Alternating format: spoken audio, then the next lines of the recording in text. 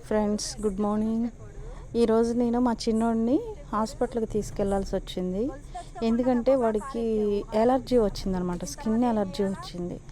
ఎంత వచ్చిందంటే కనీసం సరిగా నిద్ర కూడా లేకుండా ఒకటే బాగా గీరుకోవడం వల్ల ఏమవుతుందంటే దాని గోరులు దానికే చీరుకుపోయి పాపం బాడీ అంతా కూడా రెడ్ ప్యాచెస్ లాగా వచ్చేసింది. అందు గురించి ఈరోజు గన్నవరంలోనున్న వెటర్నరీ హాస్పిటల్కి తీసుకెళ్ళాను నేను మా వాడిని. అయితే ఇక్కడ నేను తీసుకెళ్ళిన తర్వాత నాకు తెలిసిన షాకింగ్ న్యూస్ ఏంటంటే, ఈ విషయం పెట్ పేరెంట్స్కి అందరికీ చాలా ఇంపార్టెంట్ విషయం అనమాట. ఇప్పుడు నేను చెప్పబోయేది, మా వాడికి అసలుకి ఎలర్జీ ఎందుకు వచ్చింది, నేను వీక్లీ వన్స్ స్నానం చేపిస్తాను, అది కూడా పెట్ షాంపూలో పెడతాను. ఒకవేళ ఎలర్జీ స్టార్ట్ అయిన తర్వాత చికెన్ పెట్టడం వల్ల వస్తుందేమో అనుకొని చికెన్ కూడా స్టాప్ చేశాను. నేను చేసి పెడిగ్రీ జ్యూస్నే కలిపి పెడుతున్నాను. చికెన్, ఎగ్స్ అన్నీ మానేశాను. అయినా కానీ వాడికి ఎలర్జీ తగ్గకపోగా రోజు రోజుకి ఎక్కువ అవుతుంది. నేను అడిగాను అనమాట డాక్టర్ని, ఎందుకు వచ్చింది మా వాడికి, నేను అన్నీ కరెక్ట్గానే చేస్తున్నాను కదా, డీవార్మింగ్ కూడా మంత్లీ వేస్తాను కరెక్ట్గా అని అడిగితే, అప్పుడు డాక్టర్ గారు చెప్పిన విషయం ఏంటంటే, మీరు ఇంటిలో ఫ్లోర్ క్లీన్ చేసుకోవడానికి వాడే లిక్విడ్స్ వల్ల వీడికి ఇలాగా ఫంగల్ ఇన్ఫెక్షన్ వచ్చిందని చెప్పారు. అసలు నేనైతే షాక్ అయిపోయా. అంటే ఇట్లా కూడా వస్తాయా వీటికి అని అనిపించింది నాకు. దీనివల్ల ఎలా అయిపోయిందంటే, మా వాడికి ఈ ఎలర్జీ స్టార్ట్ అయిన తర్వాత వాడు ఇంతకు ముందు 56 kgs ఉన్నాడనమాట. ఇప్పుడు చూస్తే 43 kgs ఉన్నాడు. అంటే 13 kgs తగ్గిపోయాడు వీడు ఈ 2 monthsలోనే, ఈ ఎలర్జీ వల్ల కేవలం. అందుకనే చెప్తున్నాను, ఇప్పుడు మీరు పెట్ పేరెంట్స్ ఎవరైతే ఉంటారో, పెంచుకునే వాళ్ళు, మనం ఏంటంటే పెంచుకుంటాము ముద్దుగా, అది ఇంట్లోనే తిరుగుద్ది, మన పక్కనే పడుకుంటుంది, అన్నీ చేస్తుంది. కాబట్టి ఆర్గానిక్ క్లీనర్స్ అని ఉంటాయండి, అవి మీరు చూస్ చేసుకొని అలాంటి అంటే డాగ్స్కి హామ్ చేయకోకుండా ఉండే ఫ్లోర్ క్లీనర్స్ కూడా ఉంటాయి. అవి చూసి వాటితో మీరు క్లీన్ చేసుకోండి ఫ్లోరు అని చెప్పేసి డాక్టర్ గారు చెప్పారనమాట. ఇంకా మా వాడు చేసిన అల్లరైతే అంతా ఇంత కాదు. వాడు బెంచ్ ఎక్కడో ఒక పట్టాన అందరినీ బెదిరిస్తుంటాడు, అరుస్తుంటాడు.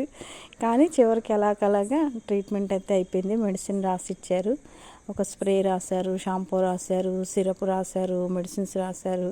ఒక 10 days వాడి చూడండి. తర్వాత కూడా తగ్గకపోతే ఈ 10 daysలో మీకు ఏమైనా బెటర్మెంట్ అనిపించకపోతే మళ్ళీ తీసుకురండి, వేరే చేంజ్ చేద్దాం మెడిసిన్ అని చెప్పారు. ఓకే ఫ్రెండ్స్, మీరు కూడా ఈ విషయం అయితే జాగ్రత్తగా చూసుకోండి. అలాగే ఇందులో ఇంకా నేను ఒక ఇంపార్టెంట్ ఒకటి మీకు పట్టిక కూడా పెడతాను చూడండి. నేను అక్కడ చూశాను. అంటే ఇప్పుడు మా పప్పీకి 6 years అనమాట. అంటే డాగ్ మనలాగంటే మనకు 6 సంవత్సరాలు అంటే 6 సంవత్సరాలు ఉంటాయి కదా, కానీ వాటికి అలా కాదంట.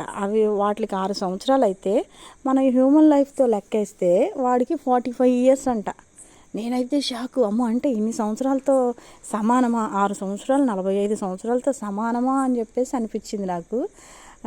ఎవరికైనా యూజ్ ఉంటుంది ఊరికనే, అంటే మనం చూసుకోవడం కోసం. అంటే ఇంతకుముందు మా పప్పి ఒకటి ఉండేది, దాని పేరు స్కౌటీ అనమాట. మా ఫస్ట్ డాగ్ అనమాట అది. స్కౌటీ గాడు ఉండేవాడు. వాడు చాలామందికి, నా వీడియోస్ చూసేవాళ్ళందరికీ, మా వాళ్ళకి అందరికీ చాలామందికి తెలుసు స్కౌటీ గాడు. వాడైతే 14 years బతికాడమ్మా. వాడు 14 years అంటే దగ్గర ఇంకా 70 years బతికినట్టు అనమాట. వాడు అంత లైఫ్ లీడ్ చేసినట్టు అనమాట. అది కూడా వాడు పాపం ఏంటంటే బండి మీద తిరుగురు తీసుకెళ్ళాం మేము. ఒకవేళ ఎండ వల్ల వాడికి వామిటింగ్స్ అవుతున్నాయేమో అని మేము అనుకున్నాము. కానీ 3rd dayకి వాడు వామిటింగ్ చేసింది. అదంతా డాక్టర్ గారికి ఫొటోస్ అవి పెట్టి, ఏమైంది సార్, ఏంటి ఇట్లా అవుతుంది, తీసుకురమ్మంటారా విజయవాడ అని చెప్పి అడిగినప్పుడు ఇంకా సార్ చూసి చెప్పారన్నమాట, ఇది పారా వైరస్ అమ్మ, తీసుకొచ్చినా కానీ యూజ్ ఉండదు, మీరేమీ హోప్ పెట్టుకోవద్దు, నేను మెడిసిన్ చెప్తాను కానీ పెట్టండి సెలైన్స్, కానీ మీరైతే ఎలాంటి హోప్ పెట్టుకోవద్దు అని చెప్పేసి చెప్పారనమాట. వాడు అలా 14 సంవత్సరాలు బతికి చనిపోయాడు అనమాట పారా వైరస్ వల్ల.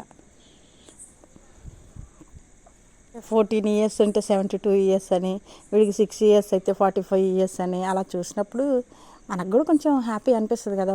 మన డాగ్ ఇన్ని సంవత్సరాలు ఉండిందా, అని చెప్పేసి అనిపిస్తుంది కదా.